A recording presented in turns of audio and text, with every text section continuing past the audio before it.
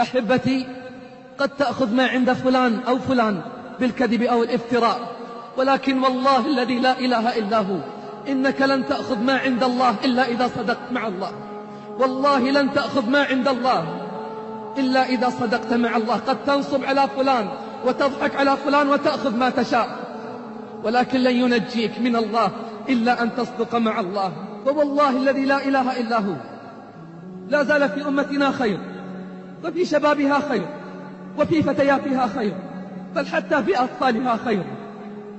كان هناك فتاة عابدة صوامة قوامة في عمر الورود والأزهار من بنات هذا الجيل، لا من بنات الأجيال الماضية. تقدم لها شاب فترددت، فقيل لها: لماذا التردد ولماذا لا توافقين؟ قالت: أحب الصيام والقيام. قالت: أحب الصيام والقيام. فقيل لها: إن خدمة الزوج عبادة وقربة إلى الله، فأنت في خير وعبادة. فاستخارت ثم قطعت التردد بالموافقة. قالت: لكن بشرط. قالت: لكن بشرط، وشرط واحد ليس لي شرط سواه. قالوا: وما هو؟ قالت: أن يأذن لي بصيام 3 أيام من كل أسبوع. أن يأذن لي بصيام 3 أيام من كل أسبوع. فهي تعلم أن صيام النافلة لابد أن يكون بإذن زوجها، فأخبروه ففرح بالشرط ووافق، وفرحت هي بموافقته وزفت إليه، وبني بيت على تقوى من الله ورضوان. الله أكبر.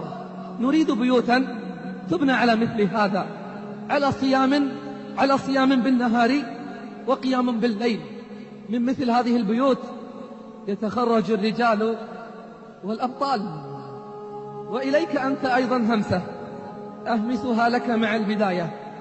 اعلم بارك الله فيك أن كل الأبطال تخرجوا من مدرسة الليل، ففي الظلام تعلموا الإخلاص والإقدام.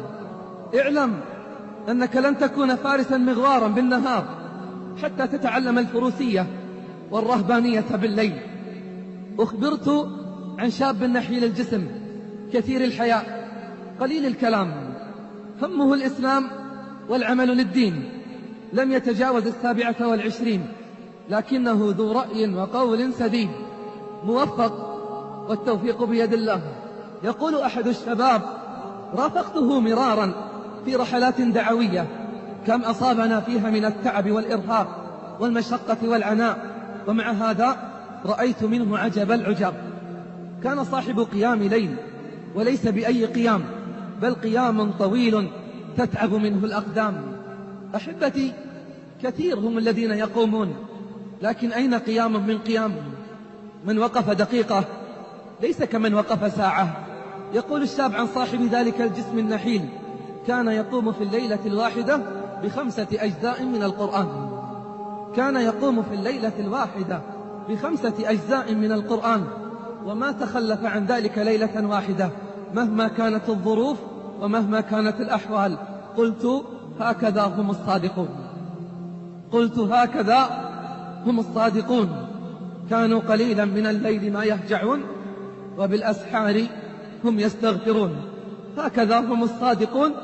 تتجافى جنوبهم عن المضاجع، يدعون ربهم خوفا وطمعا، ومما رزقناهم ينفقون.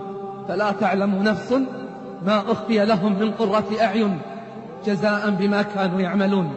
إن أمة تمتلك أمثال هؤلاء الفتيات والفتيان أمة لا تقهر ولا تغلب بإذن الله، ولكنها تمتحن وتبتلى حتى يأتي أمر الله، وحينها يفرح المؤمنون، وحينها سيعلم الذين ظلموا أي منقلب ينقلبون.